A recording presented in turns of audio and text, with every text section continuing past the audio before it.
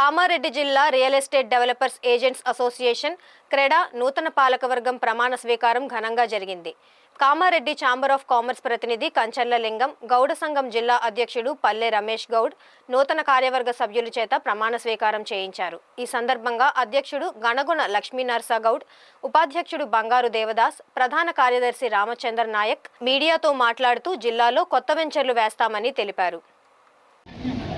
ఈరోజు క్రీడా నూతన ప్రమాణ స్వీకారం చర్చించిన కుటుంబ సభ్యులందరికీ పెద్దలు సుభాష్ రెడ్డి అన్న గారికి, పల్లె రమేష్ గారికి, మోహన్ రెడ్డి అన్న గారికి ప్రత్యేక ధన్యవాదాలు.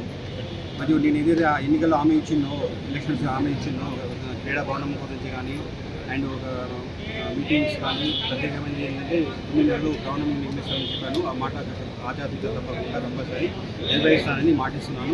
అండ్ సంఘ సభ్యులందరూ గౌరవ మర్యాదలు ఇచ్చి క్రీడా ఉన్నత స్థానంలో చేయడానికి నేను సాధ్యత చేస్తానని మాటిస్తున్నాను. నేను ముఖ్యంగా రియల్ ఎస్టేట్ వ్యాపారం చాలా డల్గా ఉంది కాబట్టి మేము దాన్ని మిగతా హైదరాబాద్ సంబంధించిన రియల్టర్లతో కానీ తోటి రియల్టర్లతో సలహా తీసుకొని ఎలా ముందుకు వెళ్ళాలని చెప్పేసి దీన్ని పూర్వవ్యాయం తీసుకోవడానికి నా ఎంతో చాలా కృషి చేస్తానని, హైదరాబాద్తో ఉన్న సత్సంబంధాలు మెరుగుపరిచేందుకు వాళ్ళని తిరిగి కామారెడ్డి పెట్ట ప్రాంతాలకు తీసుకొచ్చి వెంచేస్తానని, బిజినెస్ డెవలప్ చేస్తానని మా అందరికీ హామీ ఇస్తున్నాను. కానీ ఇంకా పడలేదు. రియల్ ఎస్టేట్ అనేది ఏమవుతుందంటే రియల్ ఎస్టేట్ ఏదో వెనుకబడ్డది అని అనుకుంటారు తప్ప కొనుడు అమ్ముడు జరుగుతున్నాయి. దానికి మోర్ టాక్ వలన ముందుకెళ్ళిపోతుంది. ఎందుకంటే ఈరోజు గోల్డ్ పెరగడానికి కారణం రియల్ ఎస్టేట్ పడిపోతుంది.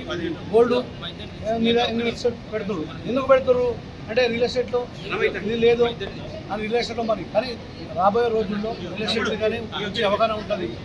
రియల్ ఎస్టేట్ అనేది నల్లటి బంగారము. రియల్ ఎస్టేట్ మీద పెట్టిన డబ్బు ఏ నాటికైనా భూమి తల్లి అన్యాయం చేయది.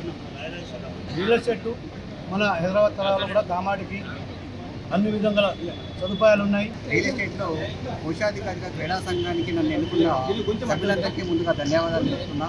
అలాగే ఈ రియల్ ఎస్టేట్ వ్యాపారం కామారెడ్డిలోనే కాదు తెలంగాణ పూర్తిగా మొత్తంలో కూడా కొంచెం స్తబ్దత అనేది వచ్చింది. రియల్ ఎస్టేట్ పూర్తిగా బంద్ కాలేదు.